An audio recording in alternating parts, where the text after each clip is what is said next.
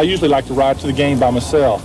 I can get more out of it, and it's, it's one of them times of days where you're by yourself and you can think a little bit better, and you can anticipate a little bit what you're going to do out there. Just like tonight, I know who's going to guard me. I know I can come off the picks and get a little bit better shots, and I really don't worry about it. I sort of just let my ability take over when the game starts, and that's what happens now. I just go through some small things in my mind, some real minor things, but once I step on the court, I just let my ability take over.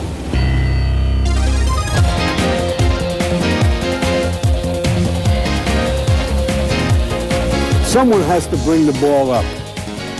Somebody has to pass the ball and get it in the hands of the guys that can shoot it. But the way the game is played today, everybody has to know how to dribble and drive. Everybody knows and should know how to pass the ball. Because if you want to play winning basketball, you can't lose that ball. You got to be a good dribbler. You got to be a good passer. Now let's see how to do it.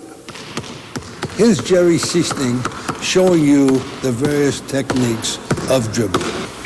All right, what is all this? They go between their legs while they're dribbling, even in a ball game.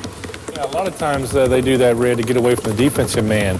As you notice, Jerry, right now, he's working on hand speed, and he's working on different situations in case they rise in a game where he has to go down the floor real close to get the ball. He learns how to dribble close so he can get away from the defensive man. As you notice, his eyes are always looking ahead, always looking in front of him, and he's trying to protect the ball. These are different moves you can work on to protect the ball from the defensive player.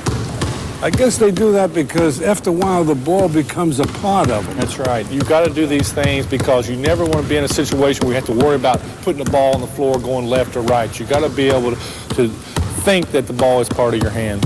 Now, this is one of the few team games where you can do a lot of things by yourself. That's right. This right here can be worked on anywhere. Driveway at home, basement, just about anywhere in the neighborhood.